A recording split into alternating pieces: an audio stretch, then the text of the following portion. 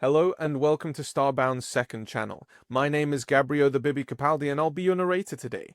But before we get into today's story, please do check down below that you are subscribed to the channel. It's 100% free and helps us pop up on your feed a bit more often. Earth's first star destroyer, a colossal ship called Nova, floated adrift in the empty void among the stars. Hidden in plain sight in a region of the galaxy so sparsely populated that the chance of another ship finding it, by chance, was nearly zero. It was a monument to human engineering and their once young ambition. A vessel of war spanning kilometers from bow to stern, its metallic hull studded with weapon ports and sensor arrays that had gone dark centuries ago when it was decommissioned. Nova's silhouette against the distant starfield resembled a predatory sea creature from ancient oceans, sleek and deadly, with jutting gravitational stabilizers like fins and a tapered command tower rising from its dorsal edge.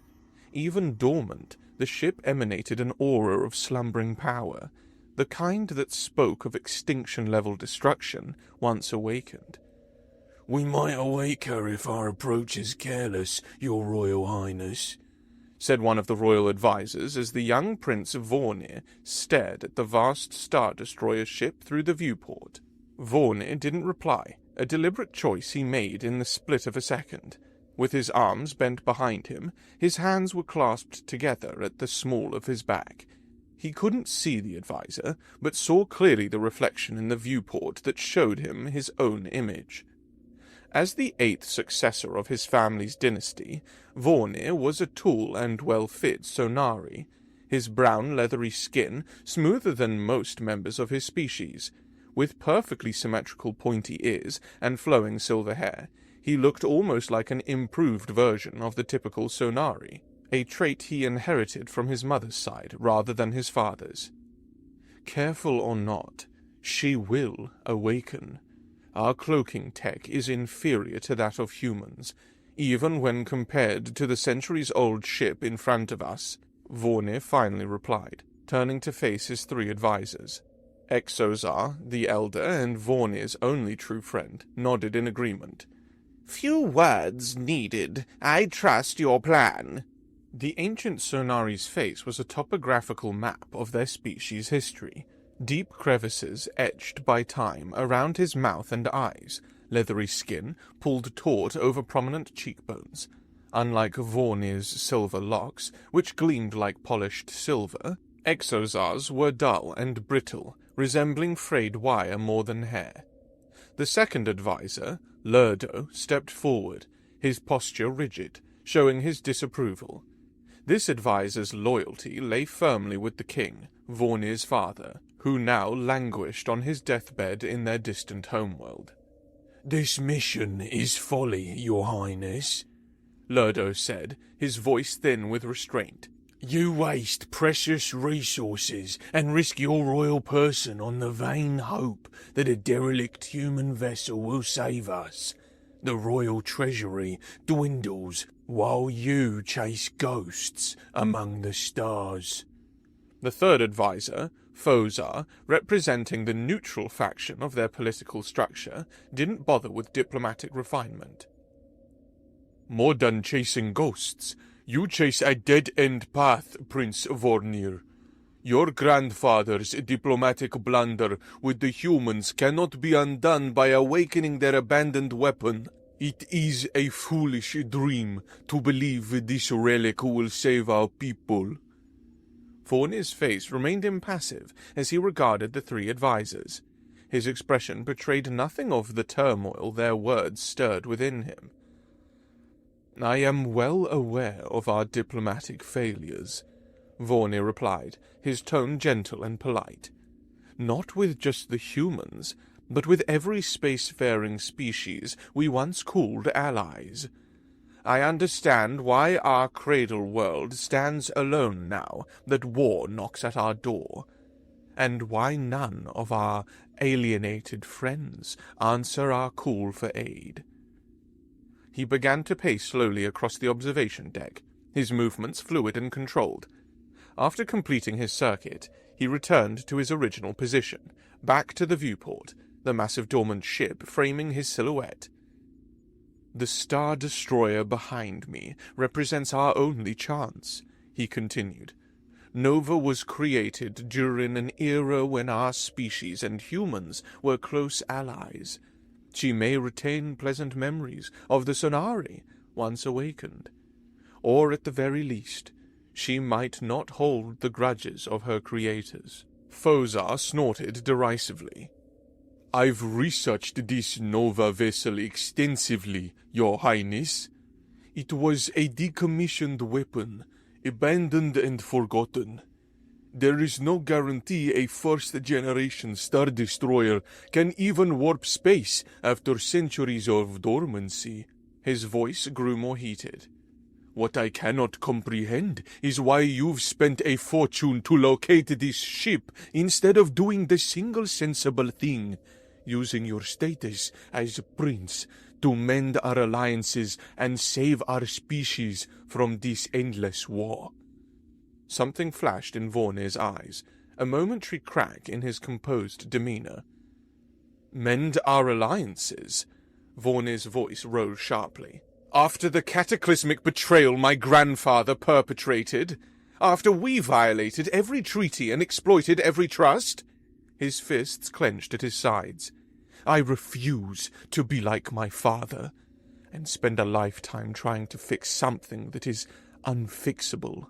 He turned back to face the viewport, his breathing gradually steadying as he stared at the Star Destroyer. When he spoke again, his voice was calm. "After all the harm we have caused, begging for help only has a chance to work with someone or something that was in deep slumber during my grandfather's rule. A ship that never experienced the betrayal and shameful way our species behaved during that era." His reflection in the transparent material showed eyes fixed on the distant vessel, filled with a desperate hope. Lurdo began to protest.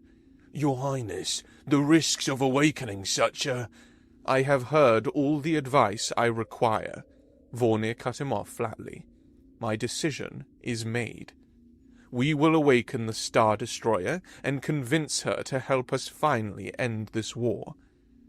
Or we will die trying." Silence hung heavy in the observation deck. Eventually, the three advisors expressed their agreement in unison, a traditional Sonari affirmation that sounded like a harmonic chord. Vornir remained motionless as two sets of footsteps retreated from the room. A single pair remained.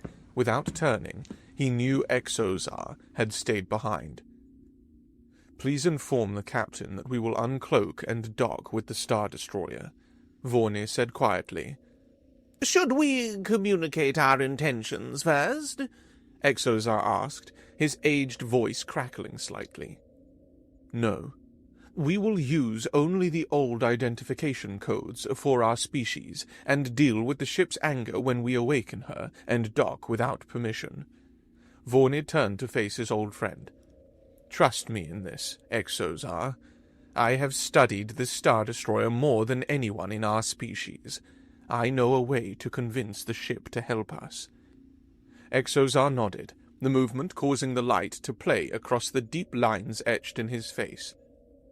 "Follow me to the bridge. I trust your competence. But if you've studied Nova as thoroughly as you claim, you should handle all communication with the human ship yourself as we approach." "I was hoping you'd suggest that," Vornir replied with the barest hint of a smile. They traversed the Sonari vessel in silence, moving through corridors lit by the soft green glow of bioluminescent panels. The ship was tiny compared to the Nova, a diplomatic vessel retrofitted for exploration rather than combat. Its curved hallways and organically shaped doorways reflect the Sonari aesthetic preference for mimicking natural formations. Each step brought them closer to the bridge, the heart of the vessel, where the fate of their mission, and possibly their species, would be determined. The bridge doors parted as they got closer. Inside, a dozen crew members managed various stations arranged in concentric semicircles around the captain's elevated platform. Displays showed sensor readings, navigational data, and a magnified image of the dormant nova. Exozar approached Captain Zephyr and explained their intention to uncloak and approach the human ship with weapons lowered. Meanwhile, Vornir dismissed the communications operator and took control of the station, though he instructed the young Sonari to remain nearby in case assistance was needed. "You're asking us to approach an ancient human weapon of mass destruction with our shields down?"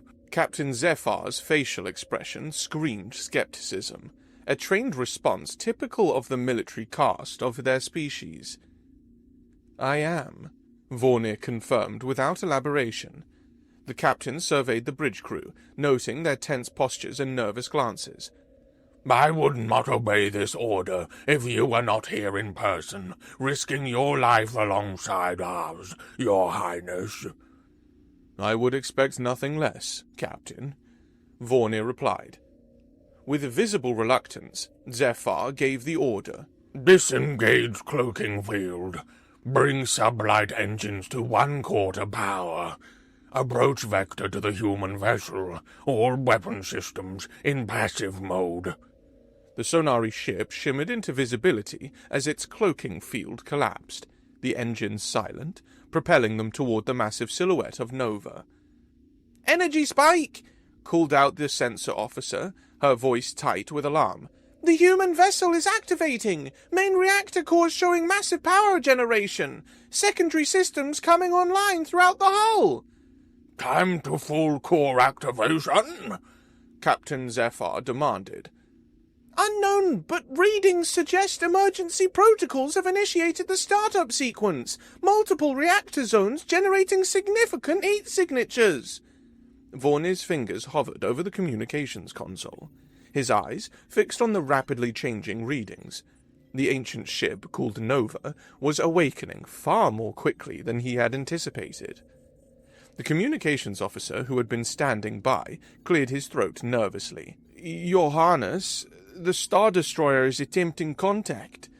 His gaze darted between Vornir and the captain, uncertain of the chain of command in this unusual situation. Vornir knew the proper protocols. He reached for the acceptance key on the panel, establishing a two-way connection. A voice, artificially translated into their language, filled the bridge. "Identity confirmed. Sonari diplomatic vessel. This is Nova. You have violated my retirement agreement by disturbing my slumber." The voice was distinctly feminine, but carried unmistakable undertones of anger. "I expected humans might eventually disregard my wishes, but not our best allies. Explain yourselves immediately." Vornir leaned forward, his voice clear and respectful.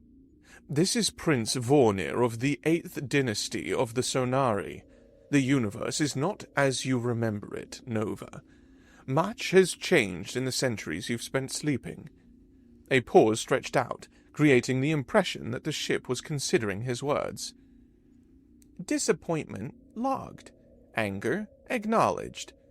Nova's voice had cooled considerably. "You had better have an extraordinarily compelling reason for disrespecting my desire for eternal slumber, Prince of the Sonari." "We face extinction," Vornir said simply. "The Sonari find ourselves alone in a hostile galaxy, fighting a war we cannot win. You are our only hope of survival." He paused, allowing the weight of his words to settle. "I request permission to dock. I can explain our situation more thoroughly in person." Silence descended upon the bridge.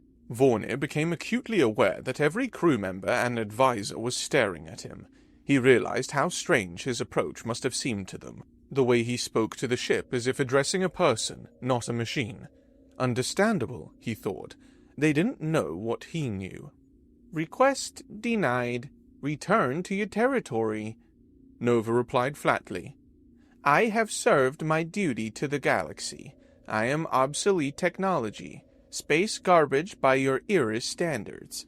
Surely there are newer, more capable vessels that could assist you." Vornir's mind raced. conscious of his grandfather's betrayal that had destroyed centuries of good relations with humanity. He decided against revealing this fact immediately. "This is not the universe you remember," he said carefully. "There are no newer ships coming to our aid.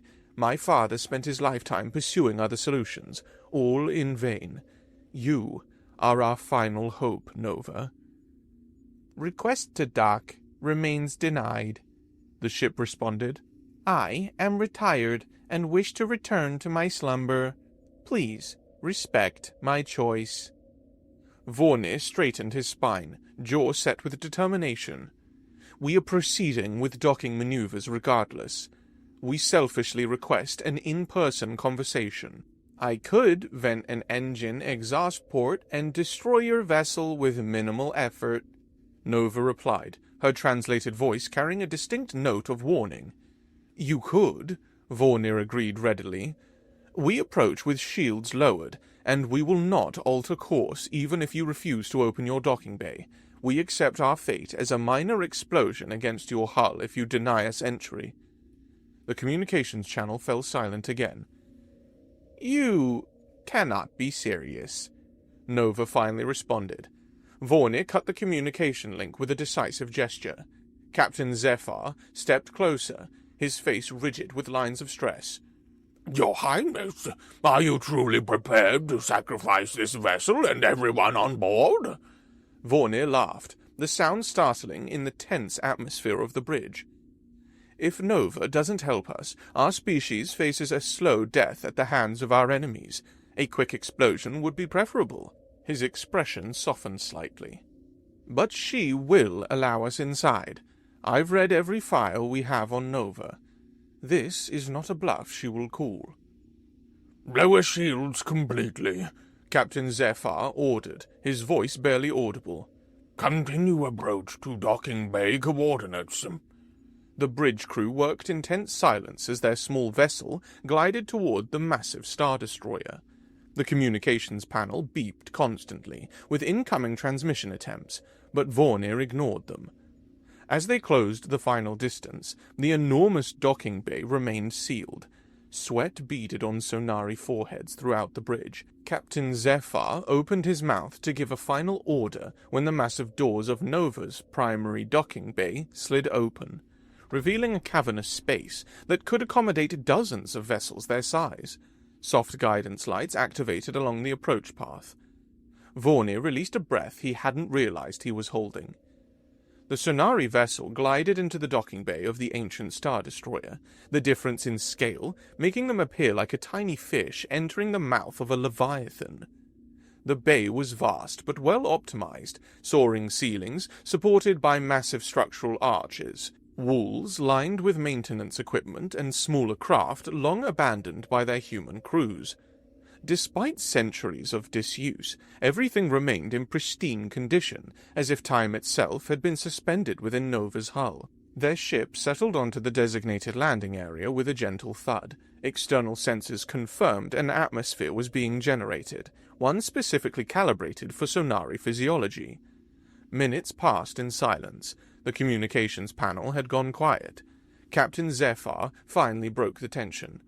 "Atmospheric readings indicate we can leave our vessel if desired. Nova appears to have prepared an environment suitable for us." He turned to Vornir, eyes narrowed with something between respect and concern. "What now, Your Highness?" Vornir stood and straightened his formal attire, his expression resolute as he stared at the docking bay through the view screen. "Now," he said quietly, "I must convince an angry Star Destroyer to save our world." With determined steps, Vornir moved toward the exit hatch, then turned to address the gathered crew. "I will meet with Nova alone," he announced, his tone leaving no room for debate. The resulting protest was immediate and predictable. Captain Zephyr's face contorted with alarm while Exozar's old eyes narrowed, showing his concern. Lurdo and Fozar exchanged glances that communicated their shared certainty that their prince had finally lost his mind. The crew members nearest to him shifted uncomfortably, their postures conveying disapproval more eloquently than words. It took nearly 20 minutes of measured arguments and royal authority to silence their objections. Vornir explained the delicate nature of the negotiation, how a single misstep by anyone could jeopardize their last hope for salvation. He reminded them that Nova had already demonstrated incredible restraint by not destroying them outright. When logic failed to persuade them fully, he finally invoked his royal privilege, a measure he'd always avoided until this moment. "This is not a discussion," he concluded. "It's a royal decree." Now, as he prepared to exit their vessel, Vornir made another decision that caused fresh murmurs of concern among his advisors. "No survival suit," he said, setting aside the protective gear that Lurdo had insisted he wear. "I will trust Nova completely." Your Highness, the atmosphere readings could be falsified, Lurdo protested. This is unnecessarily reckless. Vornir shook his head. "If Nova wished us harm, we would already be dead. Besides," his fingers traced the edge of the helmet he was rejecting, "if this small demonstration of trust improves her opinion of me, even slightly, it will be worth the risk." The airlock cycled open slowly. Vornir stood at the threshold for a moment, his silver hair gleaming under the docking bay's lights. Behind him, the crew and advisors watched with expressions ranging from resignation to admiration. This was one of the first times in his life their gazes regarded him as more than a spoiled monarch. He could feel the weight of genuine respect in how they looked at him now.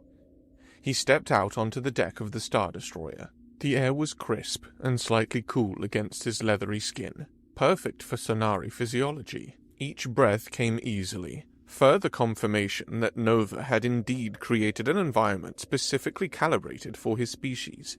His footsteps echoed in the vast space as he moved forward, away from the safety of his ship. He had taken perhaps 20 paces when the sharp sound of metal against metal reverberated through the bay. From recessed compartments along the walls emerged humanoid figures, robots with sleek chrome bodies that reflected the overhead lights. They moved gracefully, not the jerky motions of primitive automation, but with the smooth coordination of advanced artificial intelligence. Within seconds, 10 robotic units had formed a loose circle around him. Their faceplates were featureless, save for a horizontal band of blue light where eyes would be on a human. Each stood approximately as tall as Vornir himself, their metal bodies suggesting both strength and speed. Vornir glanced back at his ship, where he could see his crew pressed against the viewports. Even from this distance, their alarm was evident. He raised a hand in a calming gesture toward them before returning his attention to the robots. "Prince Vornir," spoke one of the robots, its voice unmistakably Nova's. "Your approach was careless, and your docking unauthorized.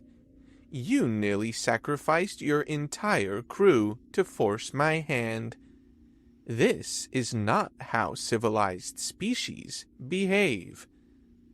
"I apologize for the disruption of your slumber," Vornir replied, keeping his voice steady. "But not for the method. Our situation leaves no room for avoiding risks." "You could have transmitted your request from a safe distance," the robot countered. Another unit to his left continued. "There was no need to risk lives." Vornir looked between the two robots, fascinated by how Nova distributed her consciousness among them. Would you have awakened fully to answer such a transmission, or would automated systems have dismissed us with programmed responses? A third robot stepped slightly forward. "You could have at least tried." "We were all prepared to sacrifice our lives for our homeworld," Vornir said quietly, "just as you once did for yours." A wave of movement passed through the robotic units. Their postures shifted almost imperceptibly. The light bands across their faces flickered momentarily, as if registering surprise, and the circle around him loosened a bit. After a pause, one of the robots spoke again, its tone noticeably softer. "You know a lot about me. It seems unfair that I know so little about you."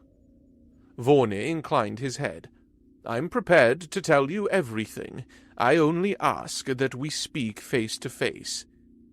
"This is face to face," Nova replied through the nearest robot, gesturing to its faceless visage. "No," Vornir said firmly. "You know exactly what I mean. There is no need to pretend otherwise." Silence descended upon the docking bay.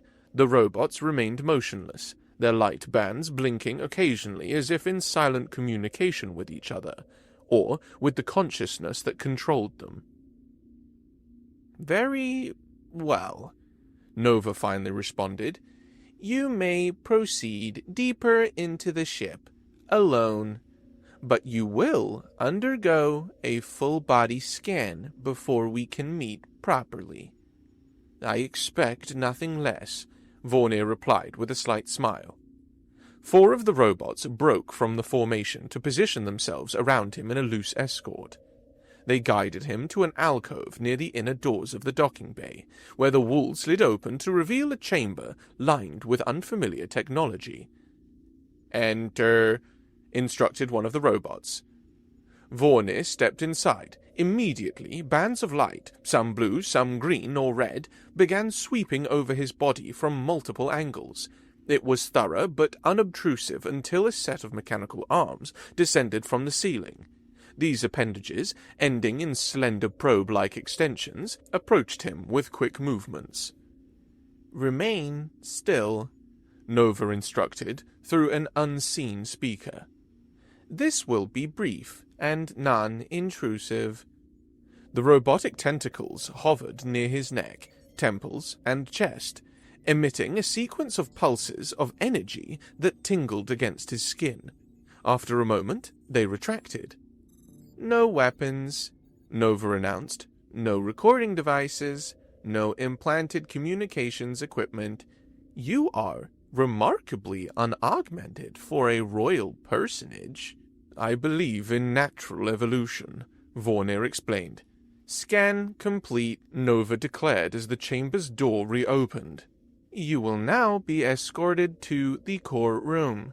We will speak face to face as you wished." The journey through the enormous ship was a study in contrasts. Some corridors showed signs of age, slight discoloration in the metal flooring, emergency lighting that blinked intermittently. Others appeared pristine, as if frozen in time from the day Nova had entered her slumber. Vornir noted how the design aesthetic shifted subtly as they moved deeper into the vessel, from military designs near the outer hull to more thoughtfully crafted spaces meant for the human crew that once populated this floating city of war. After traversing numerous corridors and riding several lift platforms that moved both horizontally and vertically through the ship's interior, they arrived at a massive door. Unlike the other entrances they had passed, this one bore ornate geometric patterns etched into its metallic surface. "The core room," announced one of the robot escorts. "You may enter." The massive door slid open silently despite its apparent weight. Vornir stepped forward, crossing the threshold into a space unlike any he had seen before. The core room was spherical, its curved walls lined with displays showing the Star Destroyer's systems in real time. The floor was a transparent material that revealed machinery extending downward into the heart of the ship, but what immediately captured Vornir's attention was the structure at the center of the room. A transparent cylinder, approximately 3 meters in diameter, rose from floor to ceiling. It was filled with a viscous, slightly golden fluid that bubbled occasionally with tiny air pockets.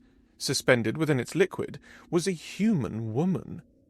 Her skin was pale, almost luminescent, against the amber backdrop of the fluid. She wore a simple white covering that resembled a medical garment from ancient times.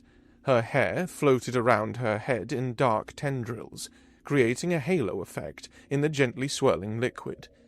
Most striking of all was the array of metallic cables connecting to the base of her skull, disappearing into a complex interface at the bottom of the cylinder.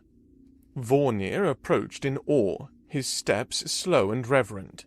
As he drew closer, her eyes opened briefly, startlingly blue against her pale complexion, and locked with his for just a heartbeat before closing again. One of the robot escorts that had followed him inside spoke. "This is the best I can do," Nova's voice explained through the machine. "My vocal cords cannot function properly under the preservation fluid."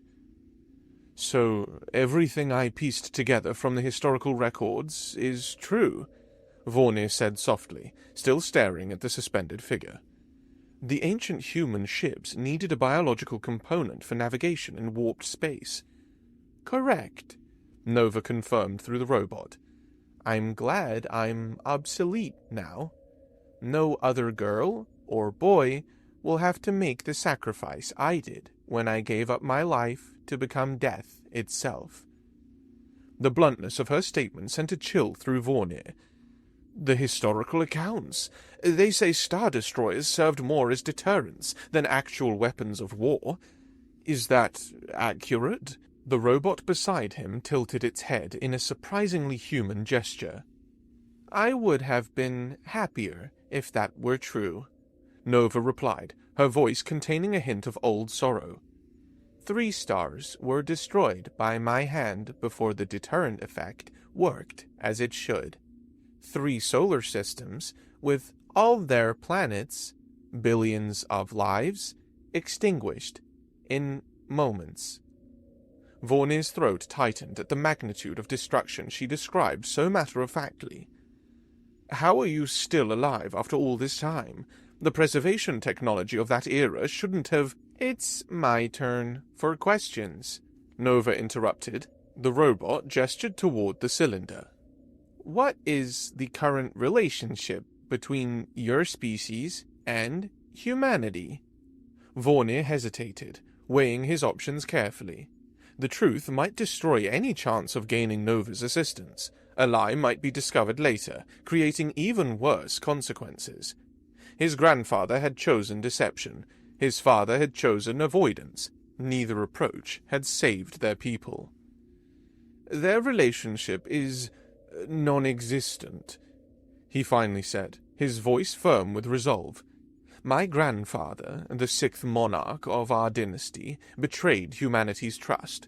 He exploited technological vulnerabilities in human defense systems to steal tech. When humans protested, he orchestrated attacks on their outposts and blamed it on another species." The robots and the human woman remained motionless as he continued. "The deception was eventually discovered. Humanity broke all diplomatic ties with the Sonari. Our other allies, learning of our treachery, followed suit. My father spent his entire reign trying to rebuild those bridges, but the damage was too severe."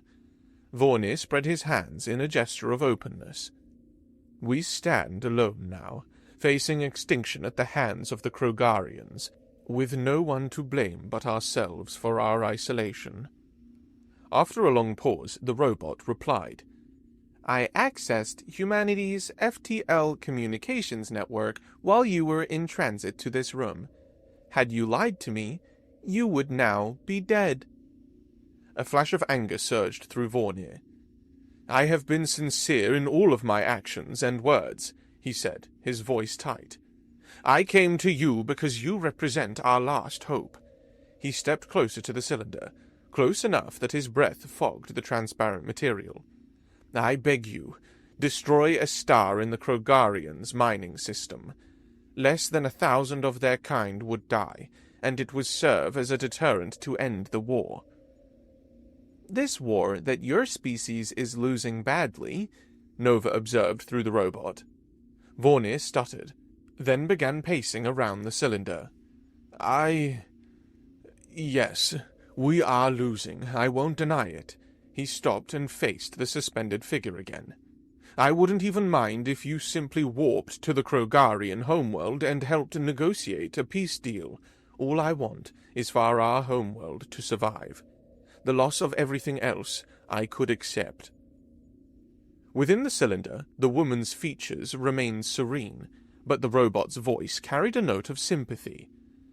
I understand the struggle of your species, Prince Vornir, but I retired after volunteering for humanity's first and only survival war. Despite the extended lifespan this fluid grants me, I never intended to cause or witness any more suffering. The robot moved closer, its mechanical hand gesturing toward the suspended form. That was the wish humanity granted when I gave my life and servitude for 30 years, bound by these cables that can never be removed, confined to this gel prison. As if to emphasize the point, the woman's eyes opened again, fully this time, revealing a gaze of intense clarity despite the liquid surrounding her. In that moment, Vornir finally comprehended the scope of her sacrifice. How insignificant his own struggle seemed compared to this human woman who had surrendered her entire existence to become a weapon of unimaginable power. How little his personal sacrifice amounted to when measured against what she had endured. I didn't come only to request your help with nothing in return, Vornir said quietly, his voice barely audible even in the silent room. The robot tilted its head. What could you possibly offer me? There exists a way to separate you from the ship, Vornir said, finally playing his trump card. The technology was developed in the last century. You could separate from the ship and regain your humanity, if you wished it. The robot froze, its light band flickering rapidly. Long moments passed before it responded. Impossible, Nova finally replied, but the uncertainty in her voice was evident. Search the networks again, Vornir suggested gently. The procedure was developed by a coalition of species working on neural interface technology. The robot remained still, but Vornir could sense activity. Nova was indeed searching for confirmation. After nearly a minute, the robot's posture changed subtly. It appears to be theoretically possible, Nova conceded, her voice cautious. But the procedure would be extraordinarily expensive, requiring technology from multiple species, and exceedingly risky. All I said was that it was possible, Vornir replied. Are you proposing a trade? You provide this information in exchange for me destroying a Krogarian star? The robot's tone had grown colder.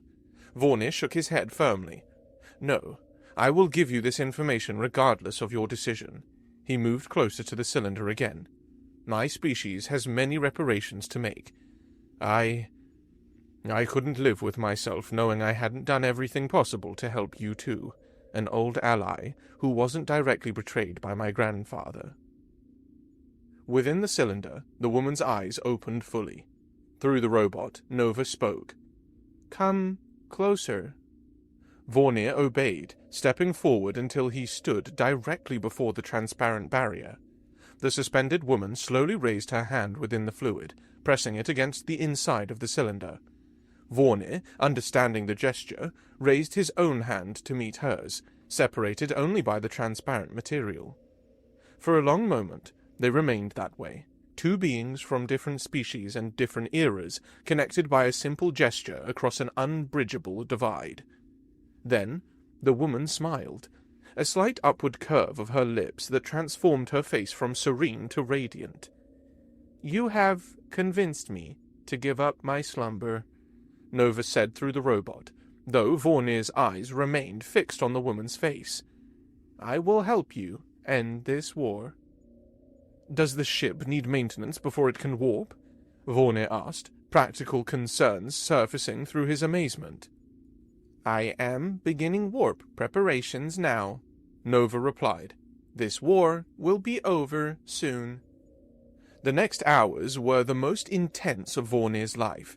He witnessed an ancient vessel return to its former glory, systems activating in cascading sequences throughout the enormous ship.